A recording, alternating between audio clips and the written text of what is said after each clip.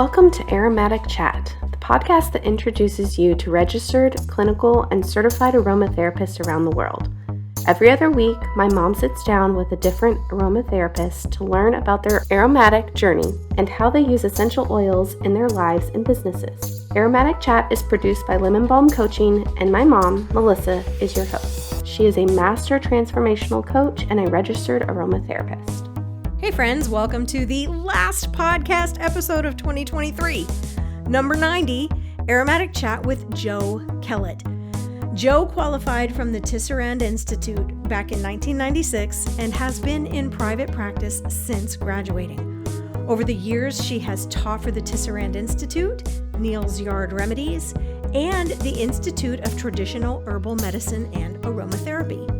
She is also an International Federation of Professional Aromatherapists accredited continuing education provider, running courses throughout the year. She is a published author and has lectured around the world on the benefits of aromatherapy. She has appeared on TV as an essential oil expert and also works for Tisserand Aromatherapy as their essential oil expert, creating new blends and writing copy for their social media platforms.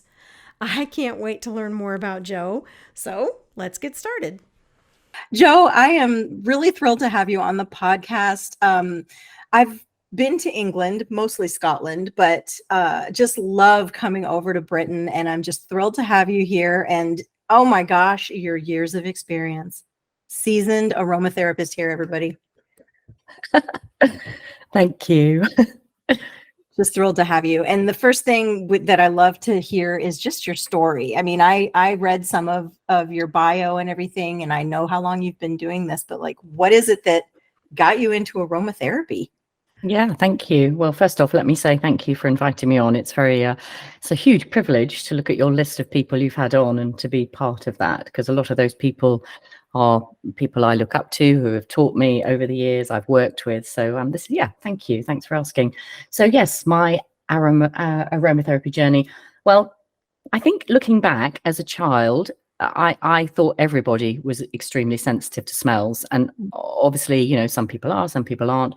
But looking back, I can appreciate that I was extremely sensitive to smell. So, for example, something like, walking through a sort of perfume hall in a big department store was so overwhelming for me. I just used to find it really just quite alarming and couldn't understand how these people could work there and people could sort of saunter through these areas and, not want to run for a mile.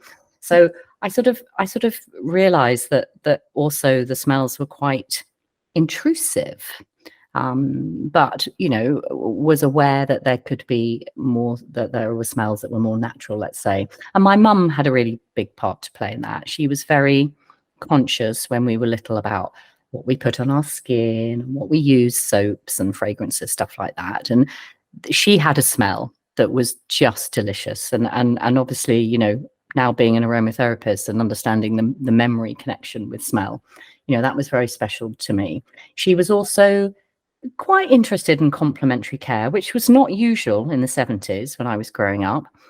She went to an osteopath, she practiced yoga, she loved massage. So I was also had early experience of massage. So my original career was in the theatre and I was a stage manager, which fits my organizational skills. It was a stressful life, as you know, and I'm sure you and your listeners will possibly know the term, the show must go on. So I was working on a West End show in London, and I had just a really, really bad virus. I was really congested. I felt rubbish, but, there wasn't really an opportunity to take time off work. And the wig mistress on this particular show was massively into her essential oils, as was my flatmate, my best friend, who's still my best friend.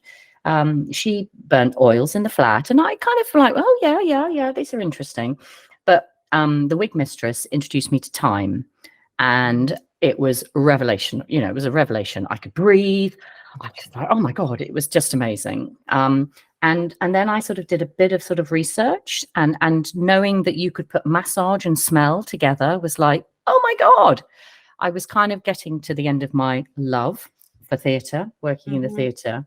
And it just seemed a really good opportunity. I was very lucky to be able to retrain and my aromatherapy career started like that. So I sort of thank this woman, wig mistress, can't remember her name, and my best friend Miriam at the time for sort of really pushing me towards those sort of, a different life and a very enjoyable one. That's incredible. So you sought out the massage training first and then aromatherapy, or was it reversed? It was just kind of realizing that they could be combined. I hadn't really appreciated. I'd had massage myself quite often after a really busy production week. I would book myself a massage and sort of gradually sort of realize that this could be combined. And then sort of, looking into the oils and seeing their sort of benefits and thinking, oh my goodness, this is amazing. I could do this and love doing this. I did some research and a couple of colleges came up, and the Tisserand Institute seemed to be the best option. I lived in London. So at that point they were in real life. It was an in real life college in West London, and Robert was still teaching at that point. He was still teaching in the college, which was amazing to have had the experience of saying that I've had some lessons from Robert firsthand a long time ago. And I looked into the course, and it was full time, so I gave up work and took out a loan. And went on the course, and haven't looked back. It was amazing. It was a real journey, like these courses can be for everybody on the course. And some of the people that I trained with are still really, really good friends, really close friends still. Yeah, I think it's interesting that the wig master introduced you to thyme. Like, she knew her oils, right? You were ill, you were sick, and she gave you thyme. Yeah, that's incredible. Yeah. It was like, oh, okay. Yeah. I mean, it was like, just the way it worked was just, oh God, this is so simple, but so effective. I would say it's funny enough, it's not that sort of area of aroma is not my favorite, sort of where I lean to, but obviously I appreciate their value and their properties immensely with things like, congestion and respiratory support and that sort of thing. Yeah. So what do you lean to? Well, I'm a flower and citrus girl. It's interesting. People quite often ask me what my favorite oil is, and for years I've always said neroli. And I do love the combination of the three. Orange, petitgrain, sweet or bitter orange. I prefer sweet because of its less sort of restrictions, and neroli. And going back to my mum, her smell, my kids always, that was my smell for years, my body lotion, my body oil, my sort of go-to.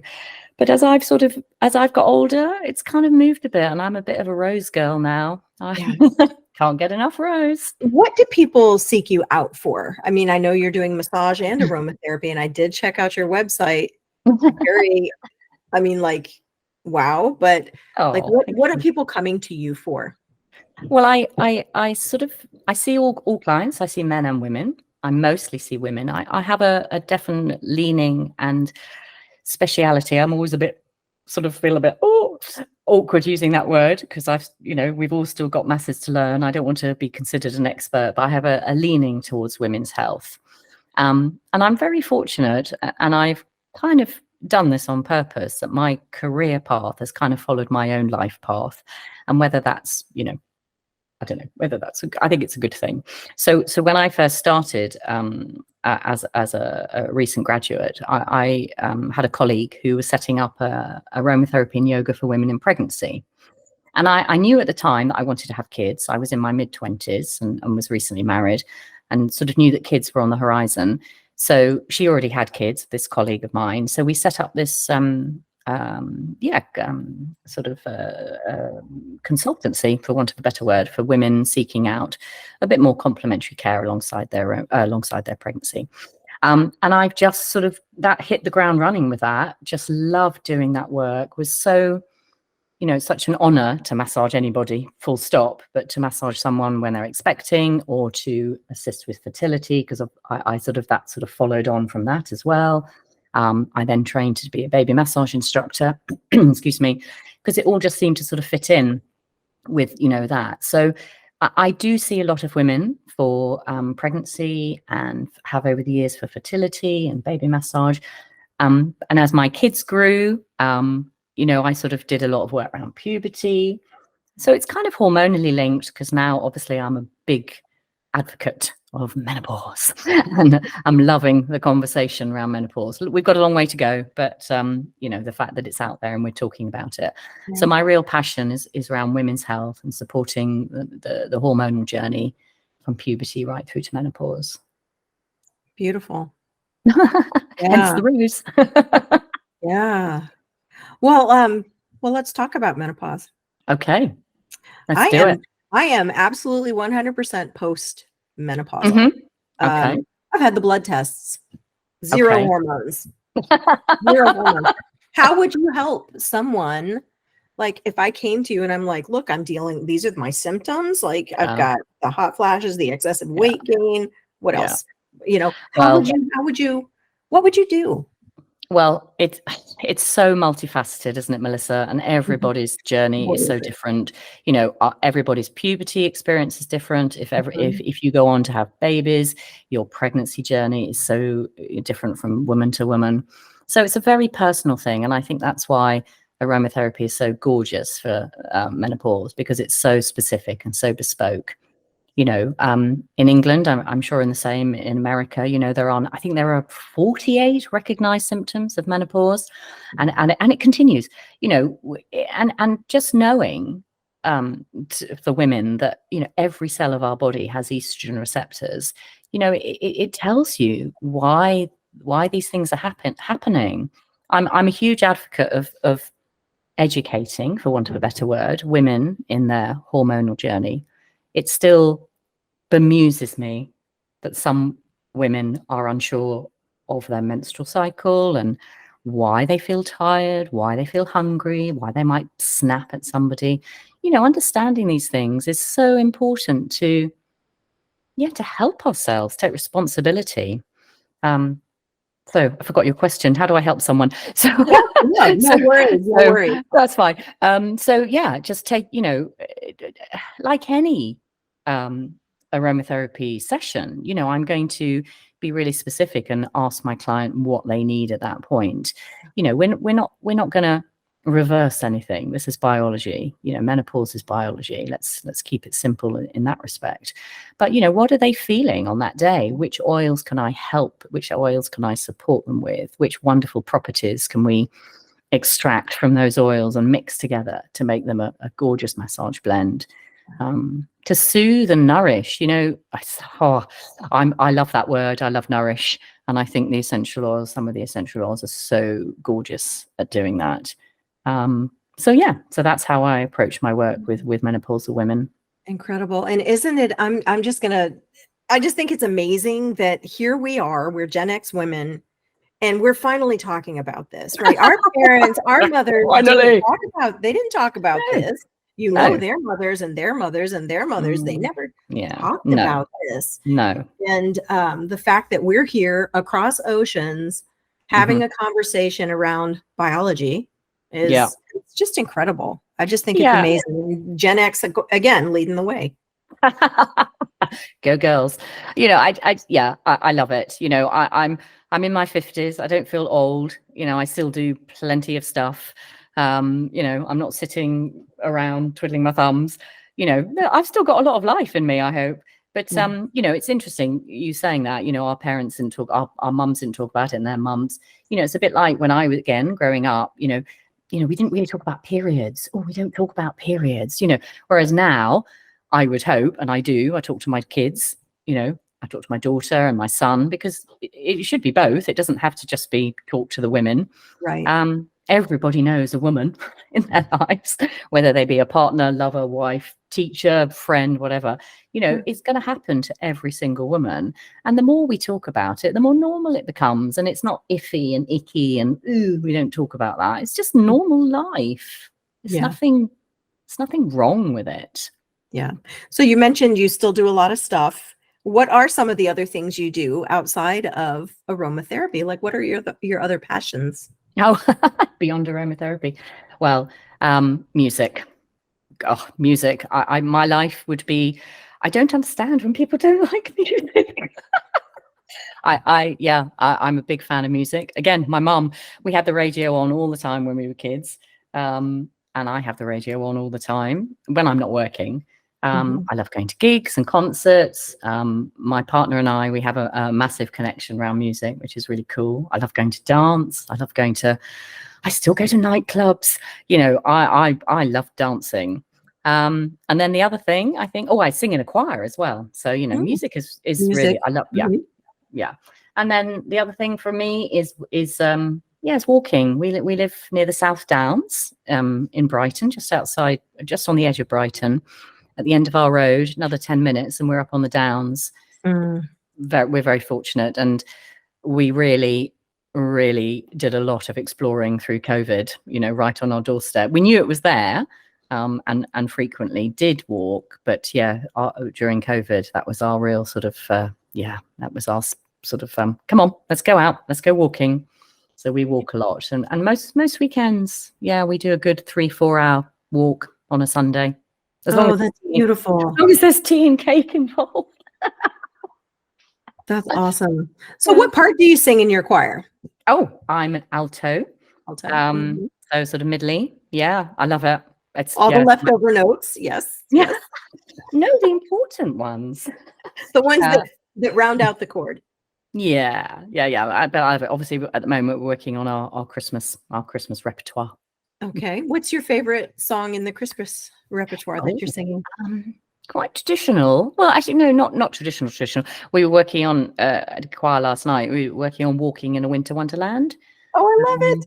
Yeah, me too. I love that one. We've got a good selection, some modern stuff. We've also got some quite sort of really old English, traditional sort of, I'm not sure sort of what century, but, you know, quite a fair few centuries ago. So the chords are really discordant, but really beautiful, almost sort of like a chanting.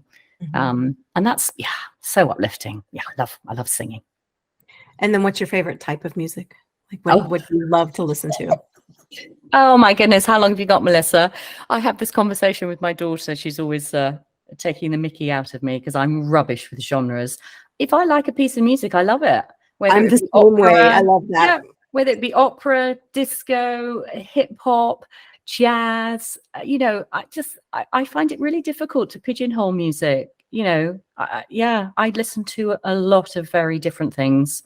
So I can't really give you an answer on that one. No, I understand. I always tell people that my music selection is schizophrenic because, I mean, one second you're listening to hip hop, the next second you're listening to international. Like this morning I was listening to The Who, H-U, not W-H-O, H-U. It's Mongolian rock. Oh, wow. So, you know, cool. Just all over the place. Yeah. I like a bit of Afrobeat and you know, and you know, lucky internet and various streaming platforms. You know, we've just got access to all that stuff. I mean, think back when we were kids, how hard it was to get music. Yeah. You know, I used to, you know, when the streaming platforms appeared and you could make a playlist of like a completely varied selection, I was like, yes, this is what I've been waiting for. This is genius. Definitely. Awesome. Sometimes as aromatherapists, we get, especially, you know, we're all doing our own thing and it feels a little bit lonely sometimes and we forget why we're doing what we're doing. So what's the story that fuels you, that keeps you going when things are tough and you can look back and go, this is why I'm doing what I'm doing? I think it's interesting you say that about being quite insular, because I think we are. I'm sort of digressing a little, but I mentor students, and I always find them really inspiring to talk to because they're at the beginning of their journey, and it really makes me think about doing case studies. The you know, how quite a unique experience doing case studies and talking about those and their passion and their, you know, they're just at the start of their journey is always really inspiring. I love doing that work. With clients, there's one client in particular that I don't see her anymore because my first part of my practice career was in London before I moved to Brighton. But it was a fertility journey. And, you know, that's always very emotive.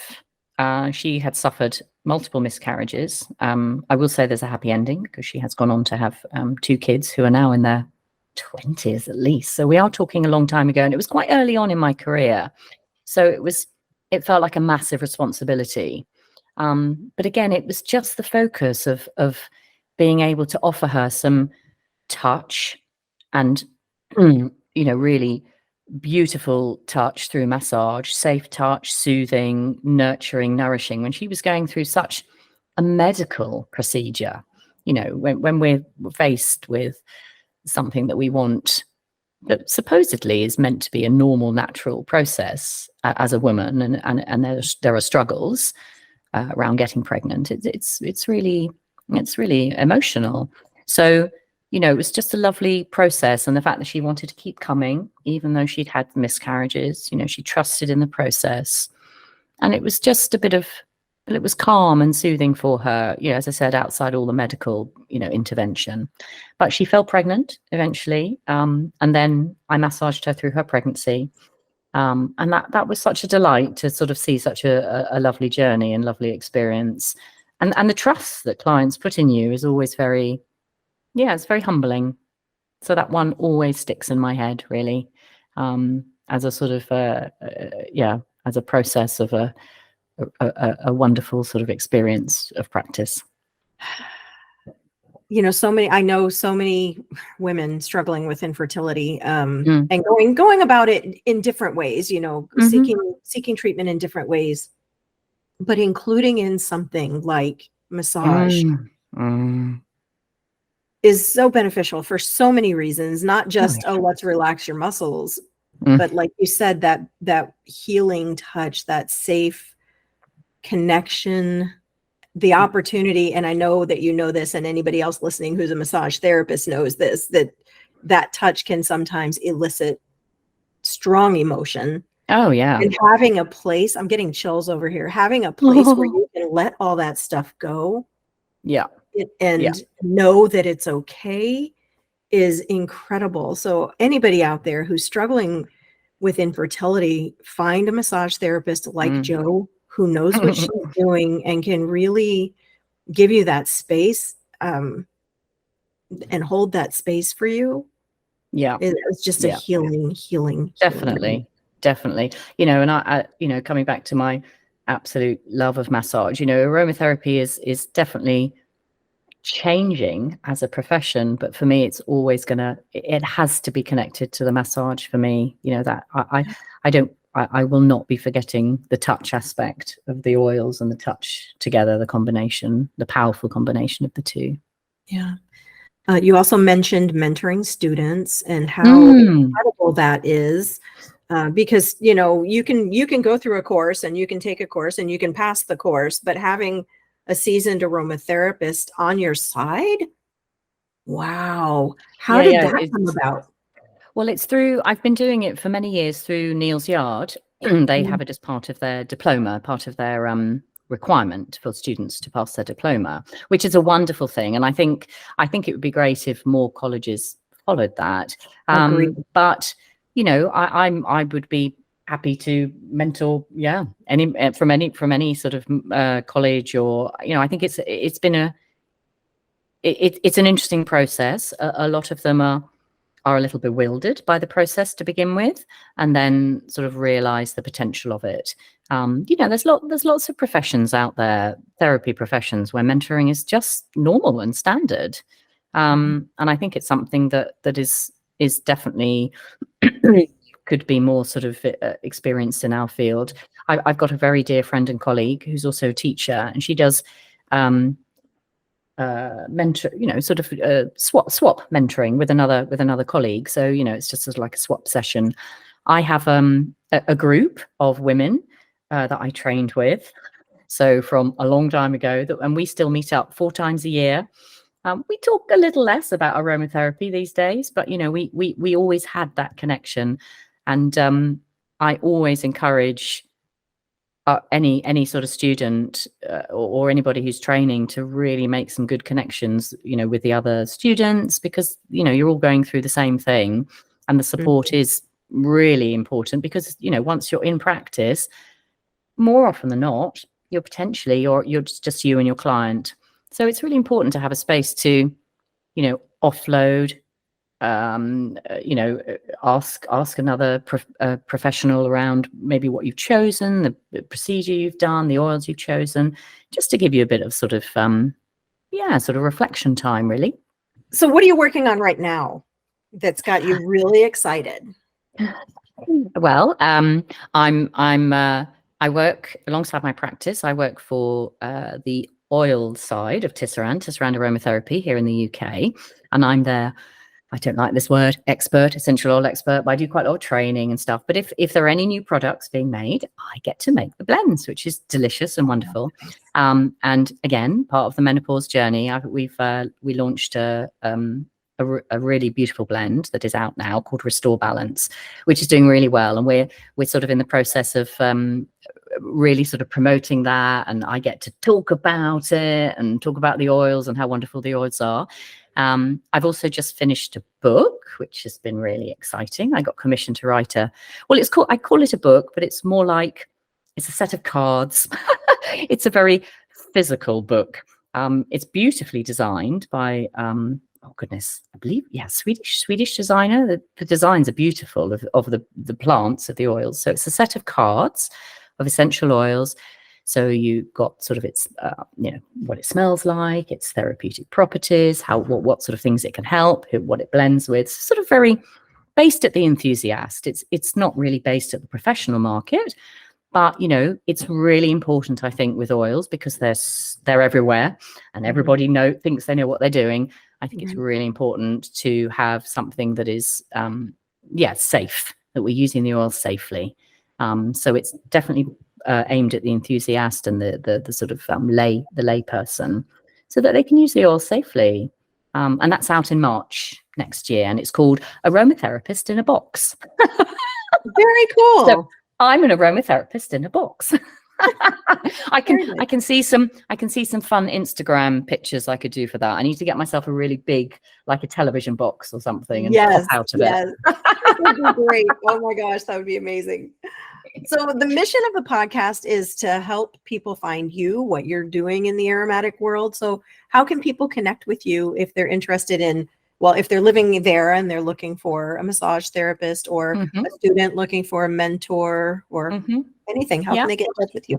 Well, on my website, which is From the Seed, so FROMTHESEED, fromtheseed.co.uk. I'm on LinkedIn, I'm on Facebook and Instagram.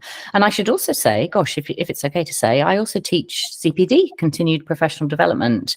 So that's to students who are already qualified, and obviously, we have to keep up our CPD quota for each year to gain our insurance. And I teach. It's been interesting. Obviously, over the pandemic, we didn't have any teaching, and I know a lot of people jumped online. But for me, you can't teach massage online, in my opinion. I apologise to those people who think they can, but I think it's really important to be in a room. So most of our classes are in real life. So they are in Brighton, in the UK. We do have a couple of online classes, more theory based, and they're obviously open to the world. But yeah, I didn't want to get left behind too much, so I need to do something online.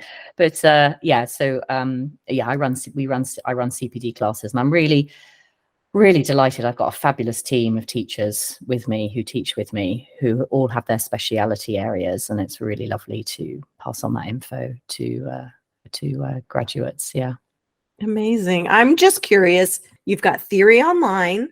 So people could take the theory, but then come for the practical part? Yeah. Well, so it depends on the course. So in fact, we've got a course running at the moment. It's a marketing course for therapists. So I've got this fabulous. That was beautiful. I was like, that is so amazing. The teacher who's running it is her background is marketing, but now she's an aromatherapist and a trainee herbalist. She's fabulous.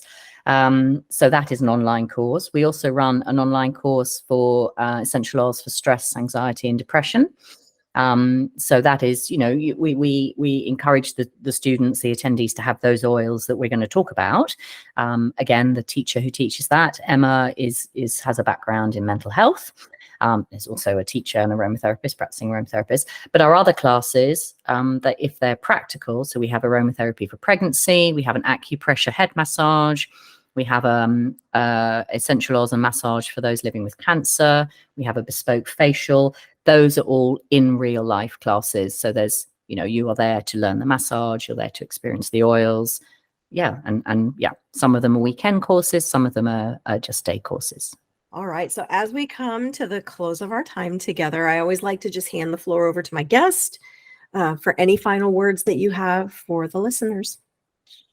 Well, I want to say thank you again, Melissa, for inviting me. And we talked about, I know quite a lot of the previous podcast, people have sort of had a quote or a saying, and I've got one for you. So it's from Hippocrates, the Greek physician, who sometimes is called the father of modern medicine, I believe.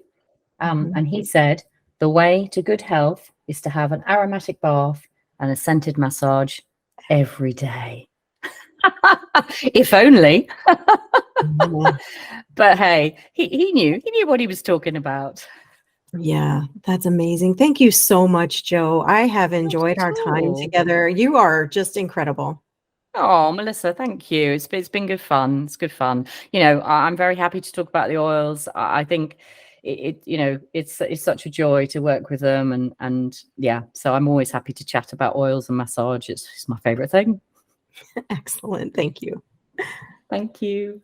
The father of modern medicine lived before 450 to 380 BC, and he knew back then the power of an aromatic massage. Would that we all could have an aromatherapy massage every day. But what is it about an aromatic massage that makes such a difference?